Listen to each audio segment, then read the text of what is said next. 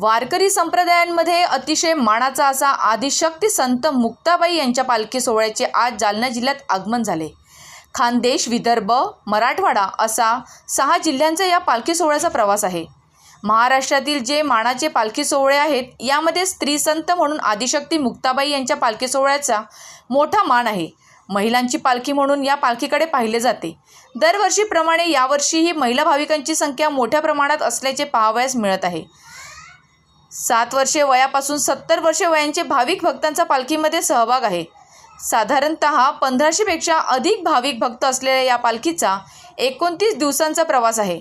ज्यावेळेस मुक्ताबाईची पालखी वाकडी येथे पोहोचते त्याच्यानंतरच सर्व पालख्या पंढरपूरला प्रस्थान करतात। निर्मल वारी, हरित वारी, सुरक्षित वारी या ब्रीद वाक्यांच्या अंतर्गत शासनाकडून यावर्षी पालखी सोहळ्यासाठी विविध सुविधा पुरविण्यात आली आहेत। यामध्ये आरोग्य, स्वच्छता, पिण्याच्या पाण्याची व्यवस्था तसेच मोबाईल शौचालय, स्वच्छतागृह याची सुद्धा व्यवस्था शासनाच्या वतीने करण्यात आलेली आहे।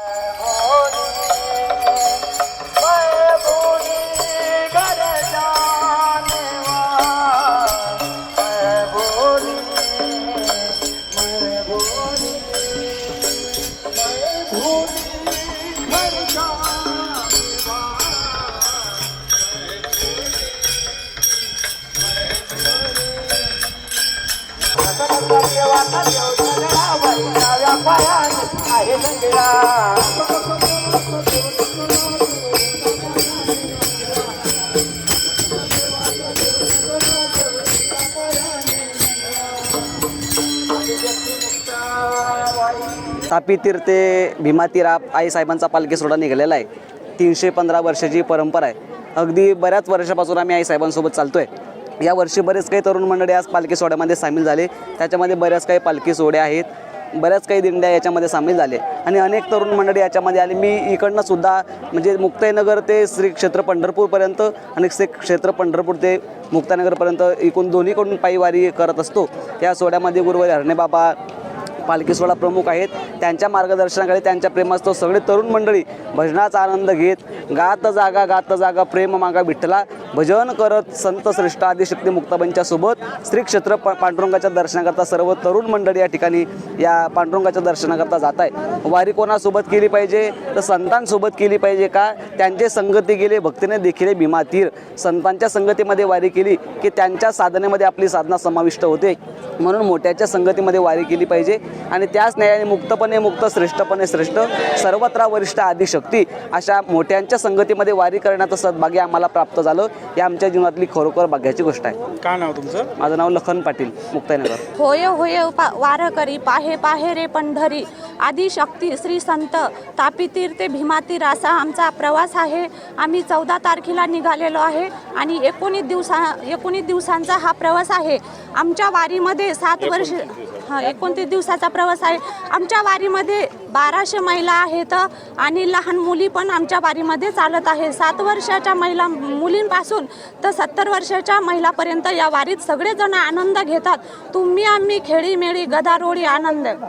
विठुरायाकडे आम्ही हे साकडं घालू की निसर्ग राजा पाऊस जोरदार हो, सर्व शेतकरी सुखी हो, असे विठुरायाचरणी आम्ही सर्व वारकरी साकडं घालणार आहे। तुमचं नाव सांगा। माझं नाव योगिता सतीश चंद्र रोठे, राहणार बुलढाणा, तालुका जिल्हा बुलढाणा। आई साहेबासोबत मी 2009 पासून सनी तर माझी एकही वारी खंडित नाही। तर आई साहेबासोबत एवढा आनंद आहे की आई तर पहिलीच लेकरवाळी मुळात आहे। आई म्हणून आपण सर्व जग आहे आणि 7 वर्षाच्या मुलापासनं तर 70 किंवा 75 वर्षापर्यंत वृद्ध वारकरी आमच्या दिंडीत सामील होतात आणि या दिंडीसोबत वारकरी काय पण फडकरी, कीर्तनकार, टाळकरी, विणेकरी, अजून सेवाधारी पण एवढे वारी आहेत की कोणी कोणाला त्रास देत नाही आणि कुणाला त्रास आहे तरी कोणी एकमेकावर काही अन्याय म्हणून मानत नाही। पण मुक्ताबाई 18/6/2024 या दिवशी मुक्ताई श्री क्षेत्र मुक्ताई नगरामधून तरी 14/7/2024 या दिवशी पंढरपूर क्षेत्रात पोहोचणार आहे तापी तीर ते भीमा तीर। तर आई साहेबाचा हरित वारी निर्मल वारी ही सर्व आनंदाने चालते आणि कुणालाही काही त्रास होत नाही। आणि आम्ही याच्याकरता या दिंडीमध्ये सामील होतो की सर्वांना सुख मिळावं, पाऊस मेघराजा वर्षावं, शेतकऱ्यालाही आनंद व्हावं आणि शेतकऱ्याचा विजय झाला म्हणजे आपला सगळ्यांचा विजय होईल असं तरी आम्हाला वाटतं। काय नाव तुमचं? माझं नाव पार्वताबाई शिवाजी कन्नर, गाव गुम्मी, तालुका जिल्हा बुलढाणा।